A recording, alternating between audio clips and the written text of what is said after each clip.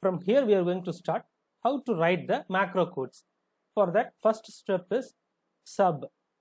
So when working with VBA, you need to create a procedures to store your code, and the most basic type of procedure is called as sub. To create a new sub procedure, open the new VBA window and type sub followed by the name of the procedure and press enter. So let me show you how we can do that. Let me go to the developer tab and click on Visual Basic.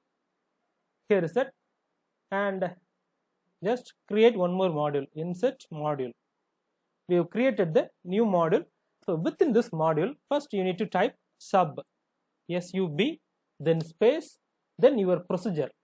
So procedure, you can use any names, that's up to you.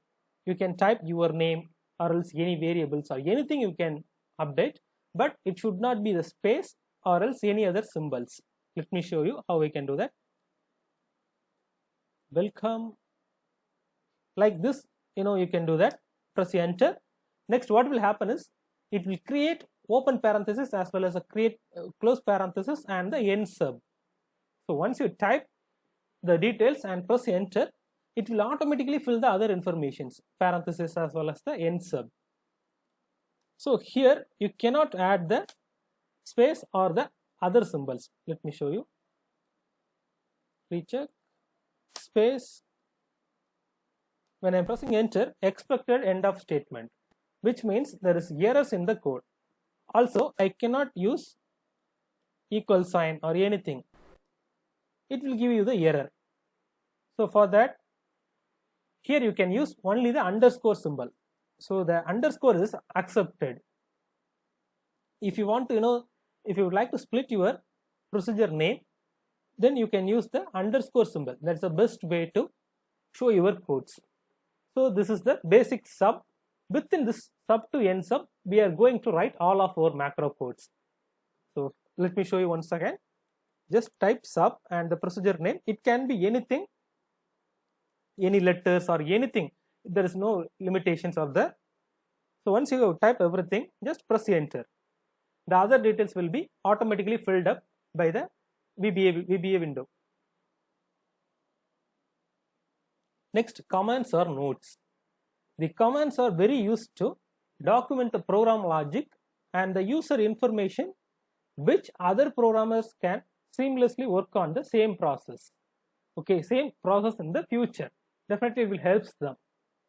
And you can add commands anywhere in your code by proceeding the commands with an apostrophe symbol. Commands make your code much easier to follow.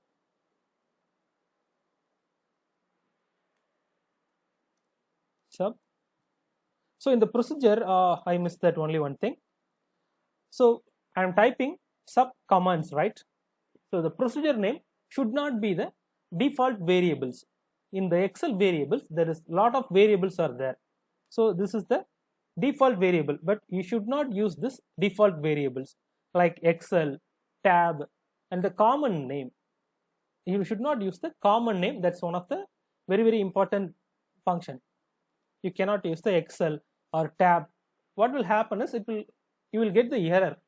It will prompt some errors, or else in future the code will not work whenever there is a common name if you are providing.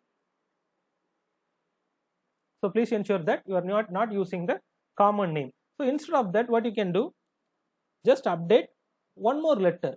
So here I am adding commands as well as one more S, additional S.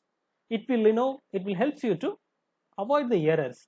So this is the unique name. This is not a Excel default name. Now I can update the values. Commands, for that just use apostrophe in the front.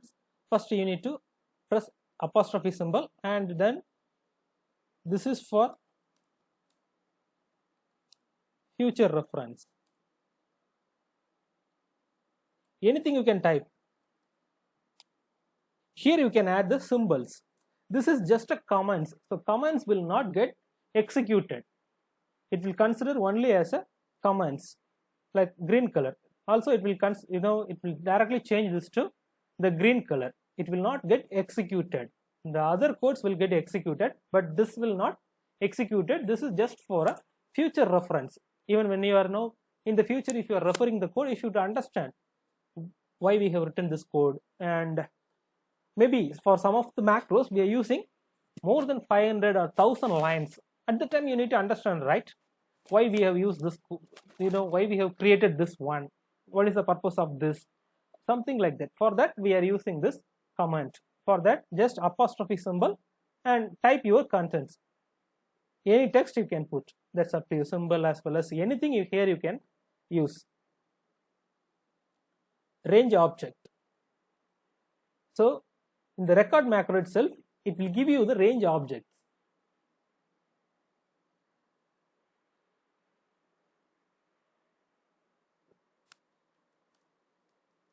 Sub range. In the video, I'll attach this resource, so you can download at any time and you can practice that. Sub range, and here I am going to get the values as well as update the values into the Excel spreadsheet. For that, we can use two options. In order to capture the range, you can call the range as range or cells. Range or cells. First, I will show you how to use the range concept. For that, range A23 dot value is equal to test. So now what I have updated is range A23. So this is the range A23, right? A column and 23rd row. So this is what you need to update. Range of open parenthesis and double quotes, within that column name as well as the row number. A23 dot value is equals test. So now I am going to update the test value into the range A23. Let me run this one. I am using the F8 key now. Here is that. The range A23 has been updated as test. The next method is cells. Let me run this one. Sheet 1 dot cells of, so let me change this, 23 comma 1 dot value is equal test.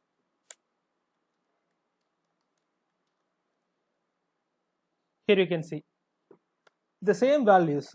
Either you can use cells or else range function.